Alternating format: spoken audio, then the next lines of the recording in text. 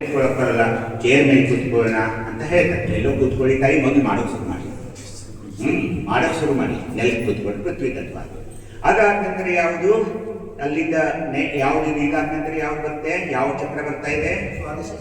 ಸ್ವಾಧಿಷ್ಠಾನ. ಅಲ್ಲಿರೋ ತತ್ವ ಯಾವುದು? ಜಲ, ಜಲತತ್ವ. ಜಲತತ್ವ.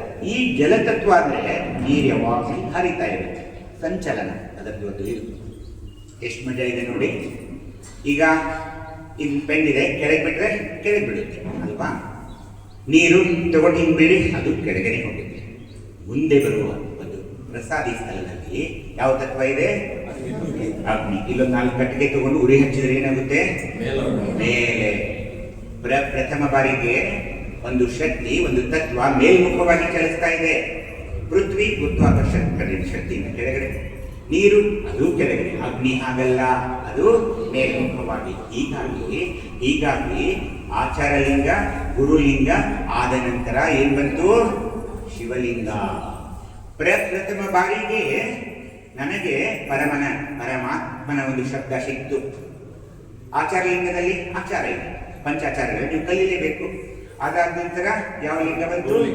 ಗುರುಲಿಂಗ. ಅಲ್ಲಿ ಗುರು ನನಗೆ ಶಿವಜ್ಞಾನವನ್ನು ಕಲಿಸ್ತಾ ಇದ್ದಾನೆ. ಅವನು ಶಿವಪೂಜೆಯನ್ನು ಹೇಗೆ ಮಾಡ್ಕೊಳ್ಬೇಕು, ಲಿಂಗ ಪೂಜೆಯನ್ನು ಹೇಗೆ ಮಾಡ್ಕೊಳ್ಬೇಕು ಅಂತ ಅದು ಗುರು.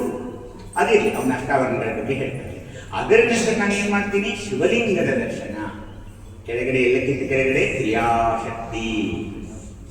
ಏನ್ ಕ್ರಿಯಾಶಕ್ತಿ? ಎದಕ್ಕೆ ಕ್ರಿಯೆ ಬೇಕಾಗಿತ್ತು? ಈ ಲಿಂಗ ಪೂಜೆ ಮಾಡಿಕೊಳ್ಳುವುದೇ ಒಂದು ಕ್ರಿಯೆ. ಅದಕ್ಕೆ ನನಗೆ ಏನ್ ಬೇಕು?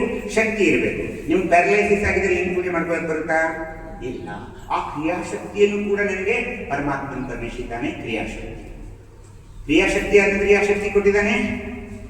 ಯಾವ ಶಕ್ತಿ ಕೊಟ್ಟಿದ್ದಾನೆ? ನೆಕ್ಸ್ಟ್ ಮಹೇಶ ಸ್ಥಳದಲ್ಲಿ ಕ್ರಿಯಾಶಕ್ತಿ. ಅದಾದ ನಂತರ ಜ್ಞಾನ ಶಕ್ತಿ ಕೊಟ್ಟಿದ್ದಾನೆ. ಜ್ಞಾನ ಶಕ್ತಿ ಎದರ ಜ್ಞಾನ? ಶಿವಜ್ಞಾನ. ಈಗ ನಾನೇನು ನಿಮ್ಗೆ ಹೇಳ್ತಾ ಇದ್ಮೇಲೆ ಇದು ಜ್ಞಾನ ಗುರುವಿನಿಂದ ಬರೋದು. ಯಾಕಂದ್ರೆ ಅದೇ ಗುರು, ಅಲ್ಲಿ ಗುರು ಇದ್ದಾನೆ. ಮುಂದೆ ನೋಡಿ ಇಚ್ಛಾಶಕ್ತಿ. ನೋಡಿ, ಕ್ರಿಯಾಶಕ್ತಿ ಆಯಿತು, ಜ್ಞಾನಶಕ್ತಿ ಆಯಿತು, ಇಚ್ಛಾಶಕ್ತಿ. ಎಷ್ಟು ಇದೆ ನೋಡಿ. ನೀವೇನಂತೀರಿ? ನಿಮ್ಮ ಮಗ ಅಭ್ಯಾಸ ಮಾಡ್ತಿದ್ರೆ ಅಥವಾ ನಿಮ್ಮ ಮಗ ಕೆಲಸ ಮಾಡ್ತಿದ್ರೆ, ನಿಮ್ಮ ಮಕ್ಕಳು ನಿಮ್ಮ ಮಾತು ಕೇಳಿದ್ರೆ ನೀವೇನೇಂತೀರಿ? ಇಚ್ಛಾಶಕ್ತಿನೇ ಇಲ್ರಿ, ಇಚ್ಛೆನೇ ಇಲ್ರಿ. ಅದಕ್ಕೆ ನೀವು ಪ್ರಸಾದಿ ಸ್ಥಳಕ್ಕೆ ಬಂದಾಗ ವ್ಯವಧಾನ ನಡೆಯುತ್ತೆ. ಇದನ್ನೇನು ಮಾಡ್ಕೊಳ್ಳೋದು ಬಿಡೋದು. ಈ ಇಚ್ಛೆಯಿಂದಲೇ ನಾನು ಮುಂದೆ ಲಿಂಗ ಪೂಜೆಯನ್ನು ಮಾಡ್ಕೊಳ್ಬೇಕು, ಏನಿಲ್ಲೇ ಬಿಟ್ಬಿಡ್ಬೇಕು. ಅಲ್ಲಿ ಬೈದಾಟ ಶುರು ಆಗುತ್ತೆ. ಕೆಲವರು ಹೇಳ್ತಾರೆ ನೋಡಿ, ಇದೆಲ್ಲ ಮಾಡಿ ನಾವು ಮುಗಿಸಿದೀವ್ರಿ, ಅದನ್ನ ನಮಗೆ ಏನು ಬೆಳಕು ಕಾಣಿಸ್ಲಿಲ್ಲ, ಕಾಣಿಸ್ಲಿಲ್ಲ, ಬಿಟ್ಬಿಟ್ಟು ಅದು ಎಷ್ಟು ಮಾಡ್ತಿರ್ತಾರೆ. ಏನು ಹಿಡ್ಕೊಂಡು ಕೊಡೋದ್ರಿ? ಬೆಳಿಗ್ಗೆ ಇಚ್ಛಾಶಕ್ತಿಯ ಕೊರತೆ. ಅದನ್ನೇನಾದ್ರು ನೀವು ಗೆದ್ರೆ, ಯಾಕಂದ್ರೆ ಅಗ್ನಿ ತತ್ವ ಇದೆ, ಊರ್ಧ್ವಮುಖವಾಗಿ ನಿಮ್ಮ ಮೇಲೆ ಹೋಗ್ಬೇಕೀಗ. ಅದು ಒಯ್ಯುತ್ತೆ ನಿಮ್ಮನ್ನ. ಆಗ ಪ್ರಥಮ ಬಾರಿಗೆ ಶಿವಲಿಂಗ ಅಲ್ಲಿ ಇರೋದ್ರಿಂದ ಇಚ್ಛಾಶಕ್ತಿಯು ಬಲಿದು ನಿಮಗೆ ಪ್ರಥಮ ಬಾರಿಗೆ ಪರಾಶಕ್ತಿ, ಆದಿಶಕ್ತಿ, ಚಿಚ್ಛಕ್ತಿ, ಈ ತರದ ಶಕ್ತಿಗಳು ಪರಮಾತ್ಮನಿಂದ ನಿಮ್ಮ ಮೇಲೆ ಬರ್ತಾ ಇವೆ. ಇದೆಲ್ಲ ಸೈನ್ಸ್ ಇದೆ ರೀ.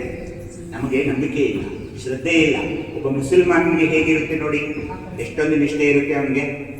ಯಾವುದಾದ್ರು 1 ಲಕ್ಷ ರೂಪಾಯಿ ಕೊಡ್ತೀನಿ ಅಂತ ಹೇಳಿ ಒಬ್ಬ ರಿಕ್ಷಾ ಡ್ರೈವರ್ಗೆ ನೀವು ನಮ್ಮ ಮಂದಿರದಲ್ಲಿ ಒಳಗೆ ಬಾ ಅಂತ ಹೇಳಿ ಬರ್ತಾನೆ ನೋಡಿ, ಸಾಧ್ಯವೇ ಇಲ್ಲ. ನಮ್ದು ಹಂಗಲ್ಲ. ಒಂದು ಆಕಳದಲ್ಲಿ ನಾವು ಎಷ್ಟೊಂದು 92,000 ಎಷ್ಟೋ ದೇವರುಗಳನ್ನು ಕಂಡವ್ರು ನಾವು, ದೊಡ್ಡ ಕೋಟಿ. ಹೀಗಾಗಿ ಒಂದು ದೇವರ ಮೇಲೆ ನಮ್ಗೆ ನಂಬಿಕೆ ಇಲ್ಲ, ಅಷ್ಟಿದ್ರು ಕೂಡ. ಹೀಗೆ ಇವೆಲ್ಲ ಒಂದಕ್ಕೊಂದು ಸಕೀಲಗಳಿವೆ.